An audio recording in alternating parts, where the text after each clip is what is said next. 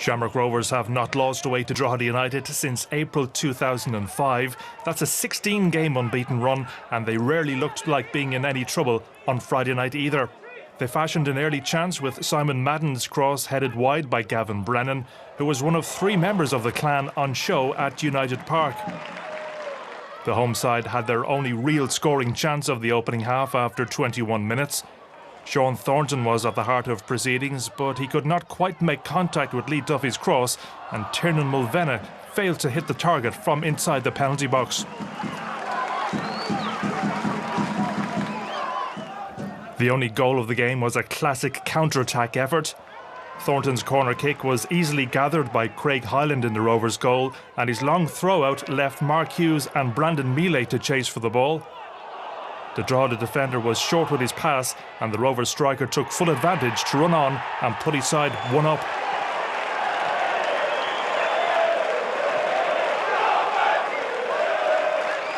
Miele keeping his cool to slot home his 8th of the campaign.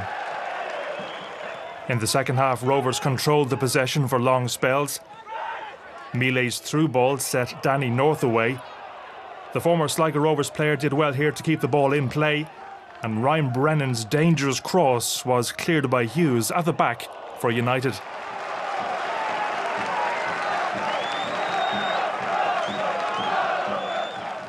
From the resulting corner, Gavin Brennan saw his goal-bound header cleared off the line by brother Cian as Rovers pressed for a second, with Damien Duff watching on. Drogheda almost got back on level terms on the hour mark.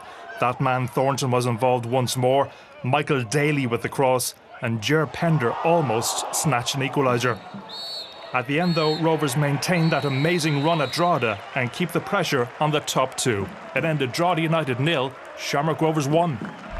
Tough place to come and play. Thought first half we played really well, and even in the second half we probably should have put the game to bed a little bit earlier, and they put us under a little bit of pressure late on in the game, which we'd expect, but no, good performance, delighted.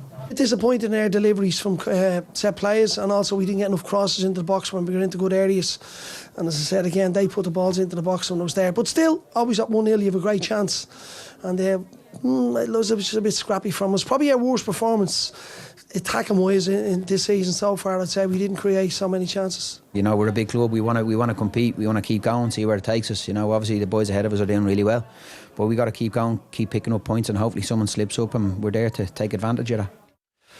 Yes, and of course, key to any side challenging towards the top, Alan, is a goal scorer in form, and there's no doubt about it. Brandon Miele is in great form at the moment. He's taken his tally now to 8 this season, as Paul said. Yeah, it's a great return because he probably hasn't played as much as the other boys, but he's been outstanding. We're going to look at this as a brilliant counter-attacking goal. I think Craig Hyland does absolutely brilliant as well.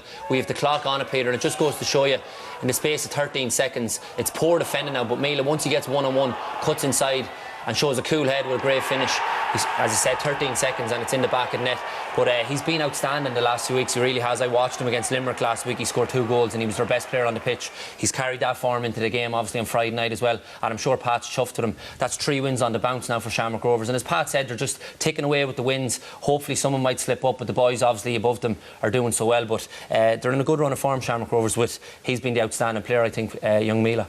Yeah, they certainly got momentum at the moment and they're keeping their challenge going, Dave. But I get the impression from listening to all the pundits that come in on the programme that sometimes the opinion is about Shamrock Rovers that the picture isn't quite complete there yet. What do you think is missing, or is there anything missing at Rovers right now? Well, I feel with Pat there, I think you know, there's a lot missing really. I think personally, I don't think they're a team that can go on this year, if he keeps the same squad together this year, that he can go on and win the league. I don't think that, and you know, he needs players in. In what departments do you think they need to strengthen? Well, right through the park, really. You know, if you look at the great Shamrock Rovers team, the one that did back-to-back a number of years ago that I watched, you know, that team was streets ahead of this Shamrock Rovers team. Like, the Pat's done a great job. He's like, that's what I like about this you know, this league.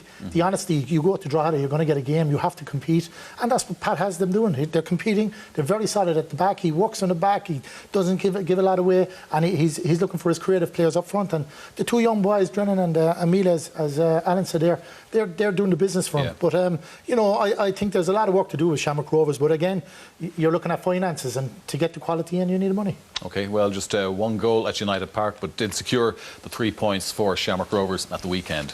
Now, 6 consecutive league wins, 17 goals for and only 2 goals against tells you everything you need to know.